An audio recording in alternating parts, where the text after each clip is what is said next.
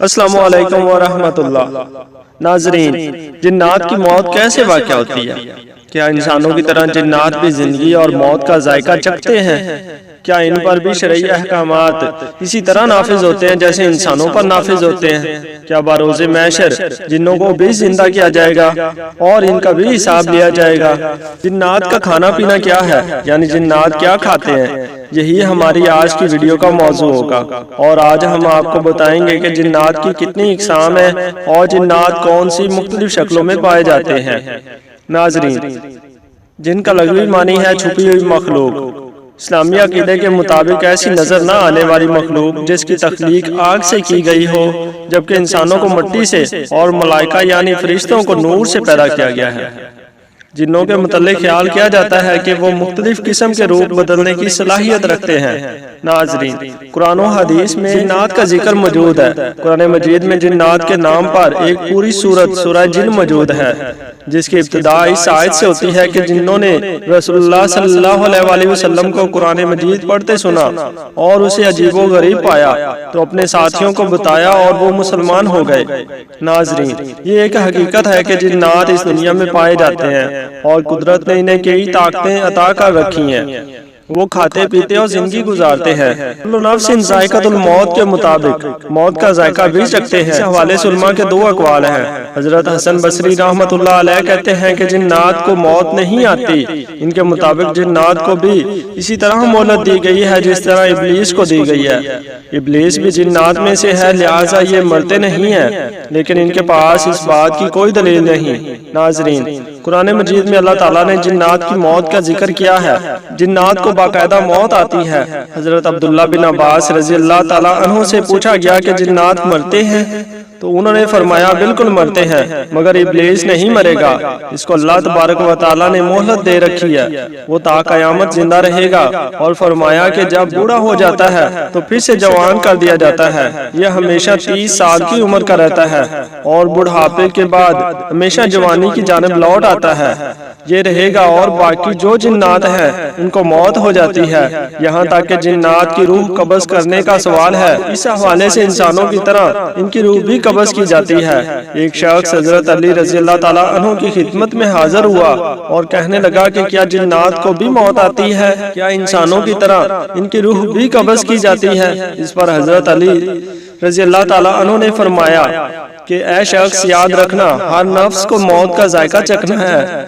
اللہ نے اس زمین کے لیے 4 فرشتوں کو ذمہ داری دی ہے کہ وہ اللہ کی مخلوق کی روح قبض کرے۔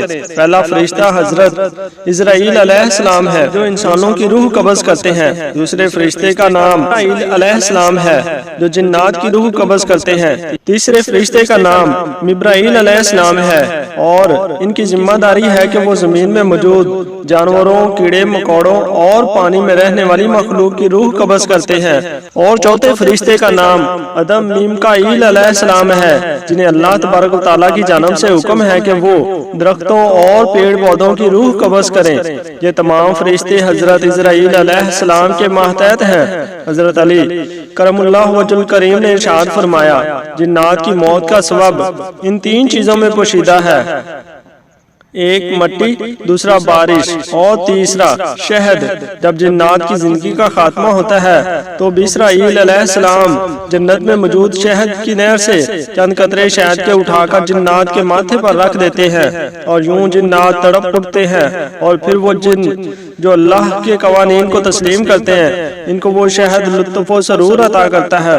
اور ایسے جنات جو شیطان کے دوست بن کر انسانیت کو گمراہ کرتے ہیں، موت کے وقت وہ کہتے ہیں کہ ہم نے اپنے آپ پر بڑا ظلم کیا ہے، ہم نے شیطان کی بات مان کر اپنے ساتھ بہت برا کیا۔ اس وقت شیطان دور کھڑا یہ منظر دیکھ رہا ہوتا ہے اور کہہ کے لگا رہا ہوتا ہے، اور یوں جنات کی روح قبض ہوتی ہے۔ ناظرین، اسے یہ بات ثابت ہوتی ہے کہ جنات کے انسانوں کی طرح موت اور زندگی کے معاملات ہیں، اور انسان کی طرح جنات کو موت اور حیات ہے۔ ان پر بھی شرعی احکامات لاگو ہوتے ہیں، جیسے اللہ تبارک و تعالیٰ نے قرآن مجید میں ارشاد فرمایا، میں نے جنوں اور انسانوں کو اپنی عبادت کے لیے پیدا کیا۔ ناظرین، روایات میں آتا ہے کہ ابلیس کو آسمانی دنیا پر مقرر کیا گیا تھا۔ اس کا تعلق فرشتوں کے اس گروہ سے تھا جسے جن کہا جاتا تھا، اور اس کا نام جن اس لیے رکھا گیا تھا کہ یہ جنت کے محافظ اور نگران تھے، اور ابلیس بھی ان کا سربراہ تھا اور محافظوں کا نگران تھا اور فرشتوں کا سردار تھا۔ یہ بہت زیادہ عبادت گزار تھا۔ تاریخ طبری میں یہ بات موجود ہے۔ ناظرین، اسلام سے پہلے بھی عربوں میں جنوں کے تذکرے موجود تھے۔ اس زمانے میں لوگ سفر کرتے وقت جب رات آ جاتی تھی تو اپنے آپ کو جنوں کے سردار کے سپرد کر کے سو جایا کرتے تھے۔ جنات نے دنیا میں فتنہ و فساد برپا کر رکھا تھا۔ قرآن مجید میں حضرت سلیمان علیہ السلام کے متعلق بیان کیا گیا ہے کہ ان کی حکومت جنوں پر بھی تھی۔ حضرت سلیمان علیہ السلام نے جو عبادت گاہیں یعنی ہیکل تعمیر کروائے وہ جنوں سے ہی بنوائے۔ اللہ تعالیٰ نے جنوں کی مختلف اقسام پیدا فرمائی ہیں جو اپنی شکلیں بدل سکتے ہیں، مثلاً کتے اور سانپ۔ ناظرین، روایات میں آتا ہے کہ جنوں کی 3 اقسام ہیں۔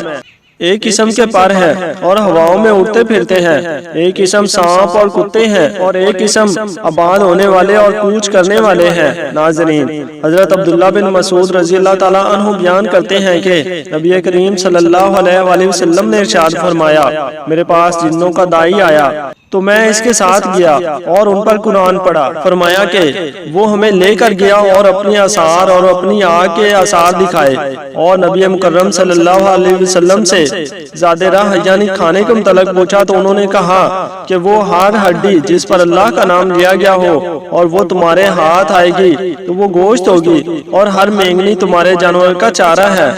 نبی مکرم صلی اللہ علیہ وآلہ وسلم نے ارشاد فرمایا کہ استنجا نہ کرو کیونکہ یہ تمہارے بھائیوں یعنی جنوں کا کھانا ہے۔ ناظرین، قیامت کے دن جنوں کا حساب و کتاب بھی انسانوں کی طرح ہوگا۔ مجاہد رحمت اللہ علیہ نے اللہ تعالیٰ کے اس فرمان کے متعلق کہا ہے کہ یقیناً جنوں کو یہ معلوم ہے کہ وہ پیش کیے جائیں گے۔ قرآن مجید میں جنوں کو مرنے کے بعد اٹھانے کی طرف متوجہ کیا گیا ہے جس سے ان کی موت اور حیات کا ثبوت ملتا ہے۔